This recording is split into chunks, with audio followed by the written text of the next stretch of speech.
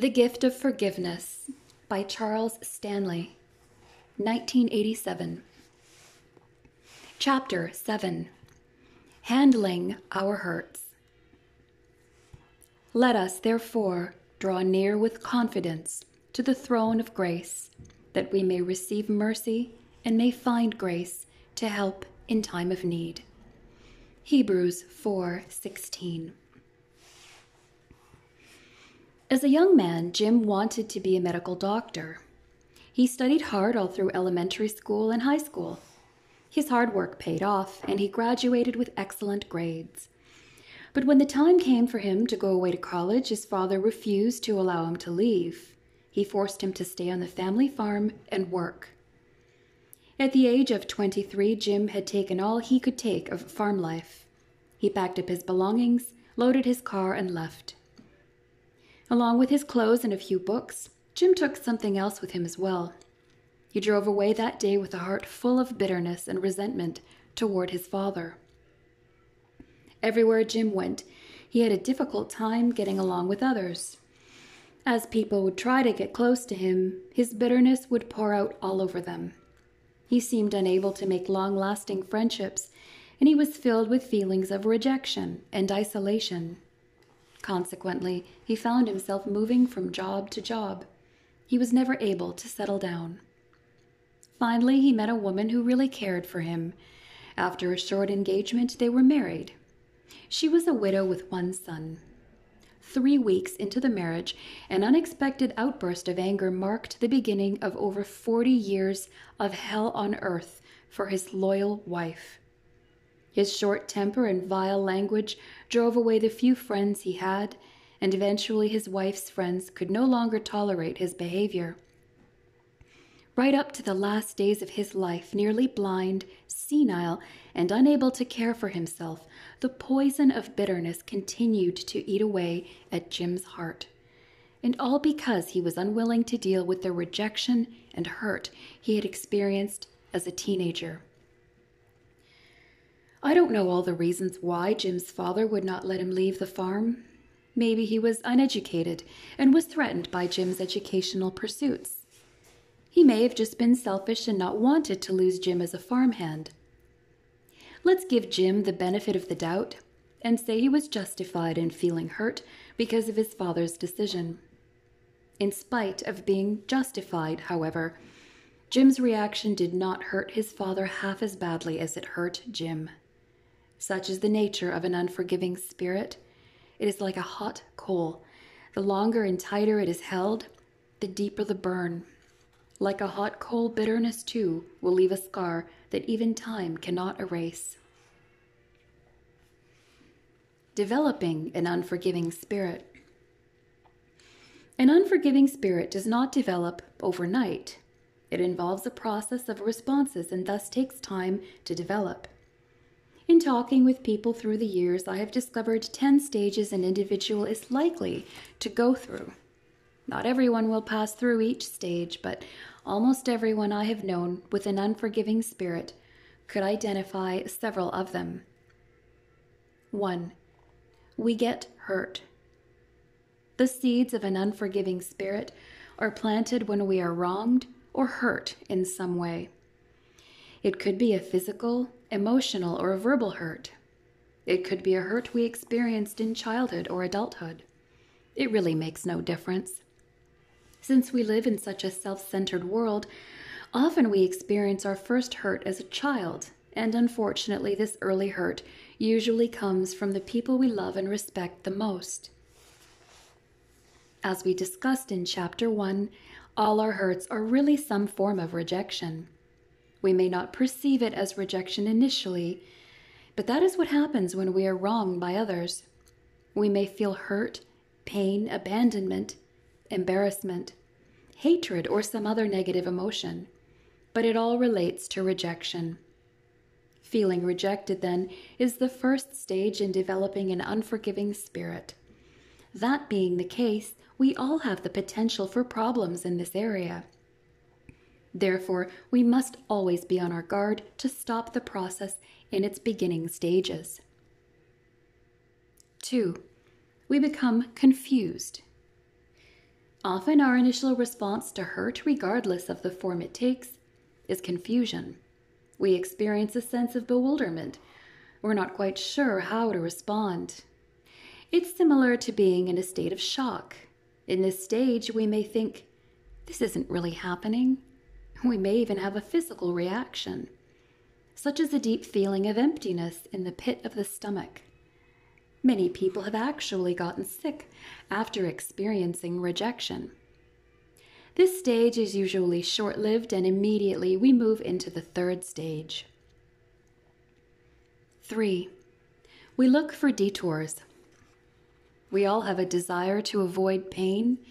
Because of that, when we are hurt emotionally, instead of thinking about it, we tend to find ways of avoiding those painful thoughts or memories. We take mental detours. We don't allow ourselves to think about certain things. We change the subject when certain topics are brought up. This desire to detour around past hurt motivates many people to drink heavily or to become addicted to both prescription and non-prescription drugs. The fact is, I've never counseled a drug addict or an alcoholic who was not trying to cover up the pain of the past. The root problem was never alcohol or drugs. It was always the inability to cope with rejection. We also take physical detours. We tend to avoid certain people, places, and things. Anything that reminds us of the hurt becomes off limits. I will never forget one preacher's daughter I counseled. She was full of bitterness toward her father. During our conversation, she made the statement, "I would never marry a preacher." There was certainly no real connection between her father and every prospective preacher in the world, but in her mind there was. Preacher meant rejection. Therefore, preachers were to be avoided at all costs. A college student in our church couldn't stand me, and I didn't understand why. Finally, one of his friends explained. His father constantly quoted me, especially when he was disciplining his son. The young man's problem was really between him and his father. But since he had been hurt by his father, he looked with disdain upon anyone or anything associated with his father. 4. We dig a hole. After we try to schedule around our hurt, so to speak, that is, to arrange our thought patterns and lives in general so as never to come into contact with anything that reminds us of our hurt, an undertaking that is rarely successful. We attempt to forget the whole thing ever occurred. We dig a hole and bury it as deeply as we can. 5. We deny it. The 5th stage is also one of denial. We deny that we were ever hurt or that we are covering up anything. We smile and say, "Oh, I've dealt with that," or "I forgave him long ago." This is a tough stage for people to break out of. I've met scores of adults who are carrying around a load of bitterness, as demonstrated through their tempers or other negative behavior, but they see no connection between a turbulent childhood and their problems as adults. One woman's problems were so obviously connected to her relationship with her father that everyone who knew anything about her past tried to get her to see the connection. She flatly denied it. I know of a lost friend who recommended that a church member get counseling to deal with his bitterness toward his father. The church member, however, just laughed when confronted with the notion that his relationship with his father was in any way connected to his present struggles. "I was just a kid when all that happened," he said, referring to an incident in which he was clearly rejected by his father. 6. We become defeated. Regardless of how successfully we think we have buried our hurt, it will still work its way out through our behavior. A short temper, oversensitivity, shyness, a critical spirit, jealousy, all of these can be evidence of unresolved rejection. The tragedy is that when we deny that we are harboring hurt, we will look everywhere but the right place for a way to change the resulting undesirable behavior. We can move, change jobs, change friends, rededicate our lives, make New Year's resolutions, memorize scripture, pray long prayers, fast, or undertake any number of spiritual exercises. But until we deal with the root of the problem, we will ultimately be defeated in our attempts to change. I see this in marriage counseling all the time. A wife will tell a horror story of how her husband, who is sitting right there, abuses her verbally and sometimes physically.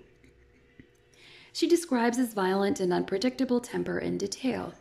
She weeps as she gives account after account of how her husband has made her life and the lives of her kids unbearable.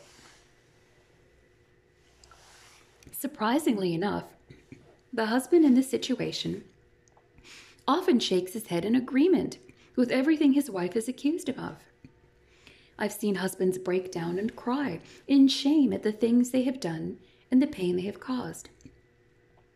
Yet more times than not, they walk out the door at the end of what seems like a life-changing counseling session and repeat the same contemptible behavior. Why?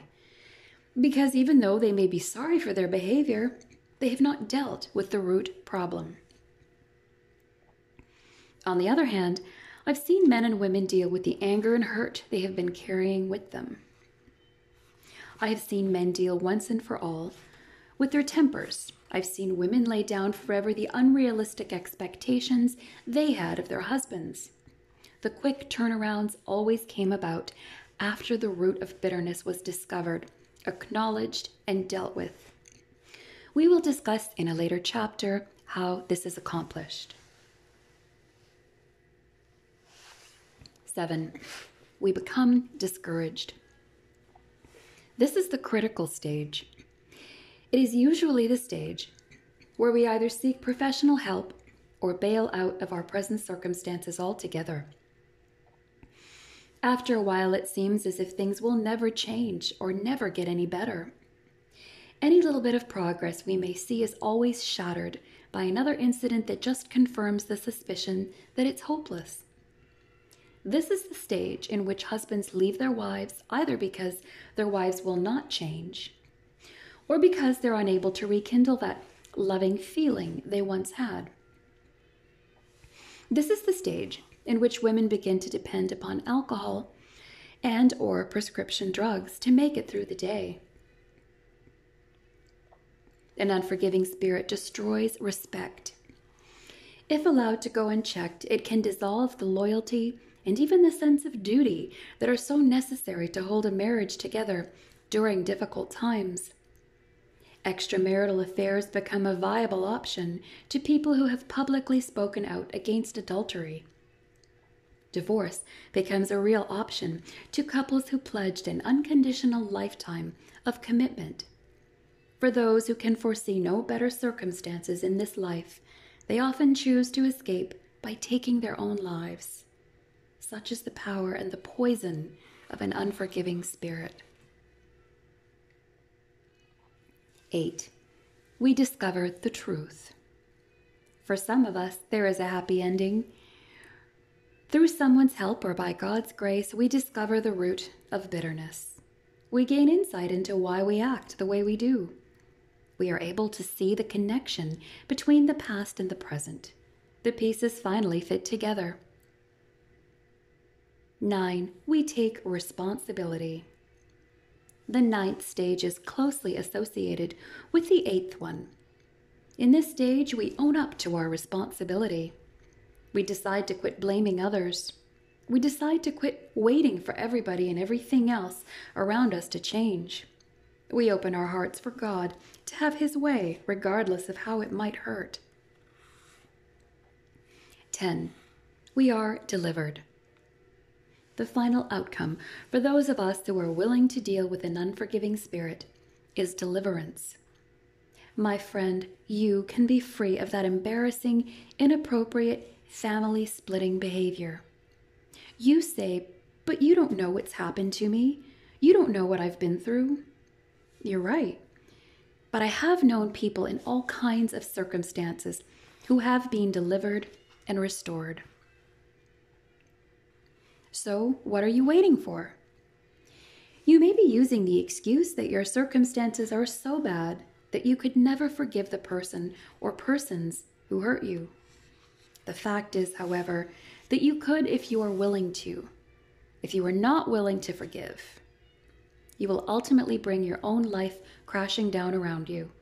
It will be nobody else's fault but your own.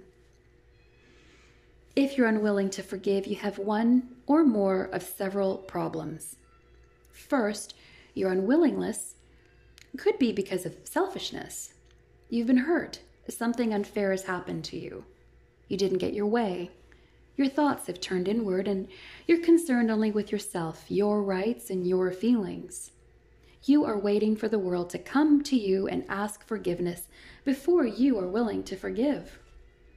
After all, you think it was the other person's fault. You live in a prison made of your emotions and expectations. It is selfishness because you have the ability to do something about it if you choose. You just may be too selfish to make the first move. Perhaps your problem is pride. When there is pride in a heart, it is very difficult to be forgiving. Pride steps into the forefront of your thinking and says, "Look what they've done to me. If I forgive them, people will think I'm weak and that I don't have a backbone." Pride tells you to somehow get back at those who've hurt you. Harboring anger in your heart makes you feel as if you're getting revenge. In fact, it only destroys you. The real problem is that when you set out to get revenge, even if it's only in your mind, you're assuming a responsibility that has been given to Christ and Christ alone. He is the judge, and the right time, those who have hurt you will pay the penalty for their sin. Romans 14, verse 10. In the meantime, you are to forgive. A third reason you may not be willing to forgive is that you're struggling with low self-esteem. Let me explain how this works. People with low self-esteem feel insignificant to begin with. Often without really understanding what's taking place, they will attach their significance to the wrong they suffered. I have met people who have lived most of their adult lives in response to a wrong they suffered, say at the hands of an unfair boss.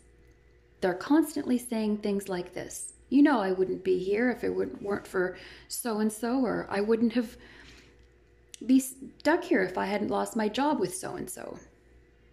The unfair circumstances become a point of reference for everything else in their lives.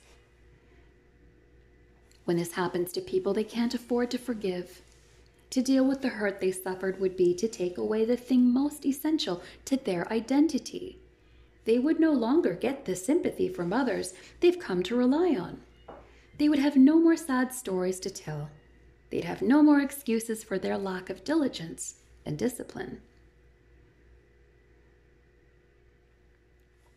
Do you have a habit of always bringing up a particular event in your life when you were treated unfairly? To know for sure, ask your closest friends or your spouse. Without knowing it, you may have allowed your identity to become intertwined with an event that you need to put behind you. Your true and eternal identity is found in your relationship with God through Christ. To experience the joy and freedom available to you in Christ, you must forgive those who have wronged you and move on. Another reason you may be unwilling to deal with your unforgiving spirit is that you think you already have. Sometime in your past, you may have acknowledged that you were wronged. You may have admitted that you needed to forgive others.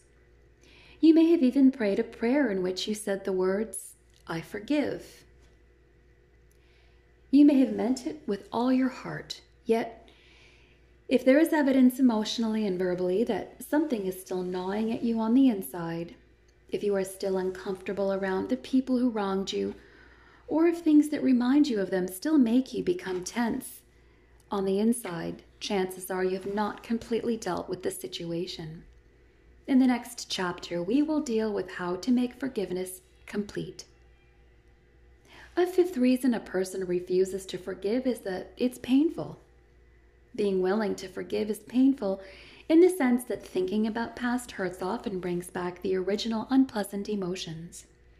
Forgiveness can be especially painful if the wrong hurts so deeply that the pain suffered was buried and forgotten. The very thought of digging that back up, which is sometimes necessary, causes many people to run. This is especially true of those who were hurt as children. Cases dealing with child abuse, incest, rape, severe beatings, or catching a parent in an extramarital affair are all extremely painful. Sometimes these incidents have all but been erased from memory. Yet they're often the keys to completely healing and to freedom. As I've talked to people about their past, looking for a clue to their struggles, often I will touch on a subject that brings immediate tears to their eyes. They say, "I can't talk about that," or "I would rather not go into that."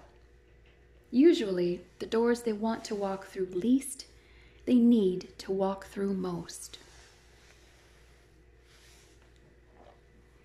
If you live with events in your past that are painful to even think about, please accept by faith that it is worth the pain in order to be set free. God wants to perform spiritual surgery. He wants to remove the bitterness and the hurt. It will hurt, but it will heal. And whatever scar may be left will be much easier to live with than the open wound you now bear. There is one last reason. You don't know how to be forgiving. Maybe you're at the point of being able to say, "I am ready. Just tell me what to do." I hope so.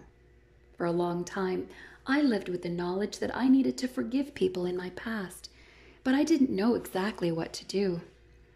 The following chapters will help you understand the process of forgiveness and what you must do to be forgiving. Where are you? Before we go any further, I want you to think back over what I've said in this chapter. Have you been wronged or hurt recently or in the past? Was your tendency to try and forget about it, to move on to something or somebody else? Did you get into the habit of burying the painful emotions that seem to raise their ugly heads time after time? Do you find yourself staying away from certain people or certain types of places or people? Are there places and things that cause you to feel the hurt all over again?